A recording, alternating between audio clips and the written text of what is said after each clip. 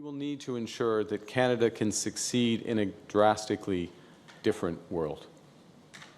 The old relationship we had with the United States, based on deepening integration of our economies and tight security and military cooperations, is over. To put us in a strong position. See, this is a fundamental mistake that the Americans are making. They think they will weaken us. They think that they can own us, quite frankly. That's what they think. We are going to get stronger. We are going to wait this out. They're going to come to the table, and we're going to negotiate a good deal for the Canadians. Thank you, Steve. Sir, did you say that President Trump is waiting to talk to the Prime Minister of whoever wins this election? Well, that's an interpretation, but I think it's a reasonable interpretation.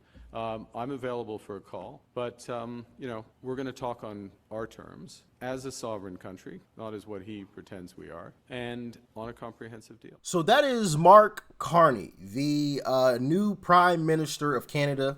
Obviously, Justin Trudeau resigned. I want to say maybe a few months ago, if I remember correctly. Justin Trudeau resigned because it was clear that he was about to lose this election, and he was absolutely trash. Now, some could say that Mark Carney is Trudeau 2.0, which is even worse than Trudeau himself. We shall see.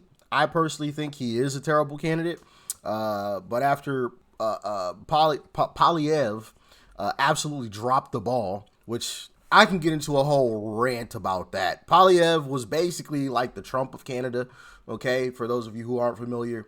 Actually, I showed you, I've talked about him several times. He was the guy that was eating the apple while talking to the reporter and absolutely destroyed him. It turns out Poilievre wasn't that great of a candidate, unfortunately. He talked a good game, though. But anyway, Mark Carney is now the Prime Minister of Canada, and as you saw there, he was talking tough, trying to seem like a tough guy, which is what he was doing leading up to the election as well that recently happened in Canada, saying that, the relationship with the United States is over, blah, blah, blah, Trump can't do this, and we're going to put our foot down on the United States and Donald Trump. Like, yeah, okay. He said all that to walk into the White House and say this. Well, thank you, Mr. President. I'm on the edge of my seat, actually, for the big announcement. But thank you for your hospitality and above all, for your leadership. You're a transformational president, focus on the economy with a relentless focus on the American worker, securing your borders, ending the scourge of fentanyl and other opioids, and securing the world. And I've been elected with my colleagues here, with the help of my colleagues here. I'm going to spread the credit to transform Canada with a similar focus on the economy, securing our borders, again on fentanyl, much greater focus on defense and security, securing the Arctic and developing the Arctic. And the history of Canada and the U.S. is we're stronger when we work together, and there's many opportunities to work together. And I look forward to addressing some of those issues that we have, but also finding those areas of mutual cooperation so we can go forward. Doesn't sound like much of a tough guy there, does he? Doesn't sound like a tough guy at all, but that's the way he, went into the election. Oh, I'm going to be tough on Donald Trump.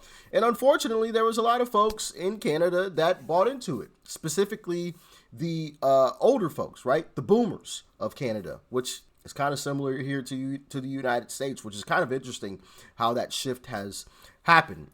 Younger folks being more conservative, while the older generations being a lot more liberal now, where in past years that wasn't the case. That was completely flipped.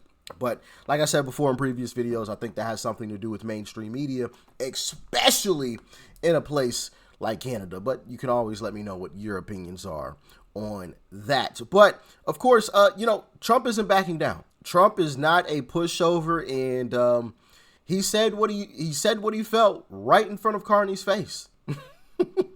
Check it out. Is there anything he could say to you in the course of your meetings with him today that would get you to lift tariffs on Canada? No.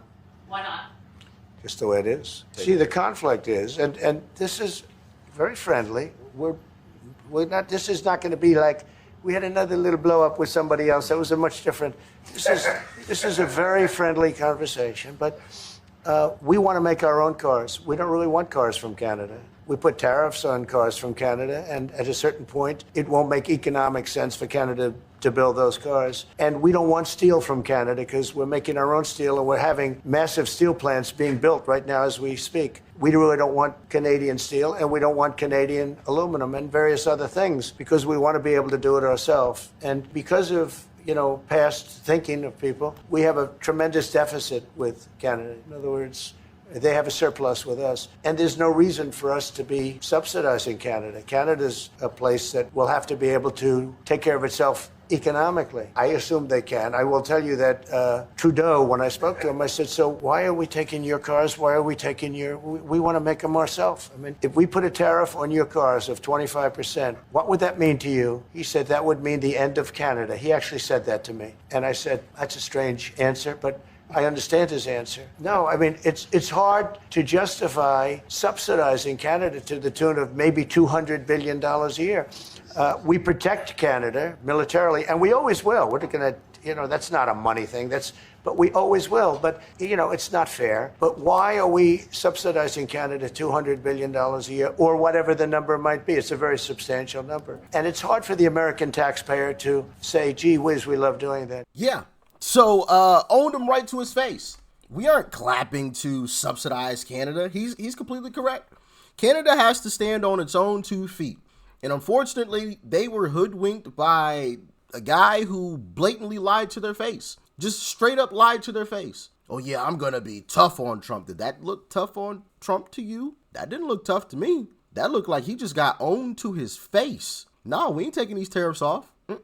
Forget them. We don't want their stuff. We want to build our own stuff. They can keep their stuff. They got to stand on their own 2 feet. That's basically what he told him right to his face. And you saw some of his facial expressions there as the camera zoomed in. Absolutely love it. Absolutely love it. But, what I just got to play this clip, man. This is the guy that Canada got fooled by. This whole elbows up dance thing. Listen, him and his wife are literally the Tim Waltz of Canada. That's the best way that I can describe it. Canada elected Tim Waltz as their prime minister. And you'll understand why I say that after this clip.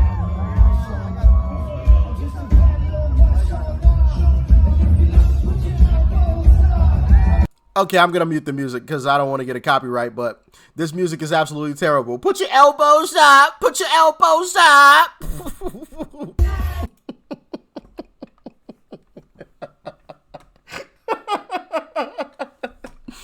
I think that was something that they were actually doing throughout the campaign as well. Like that dance. Put your elbows up.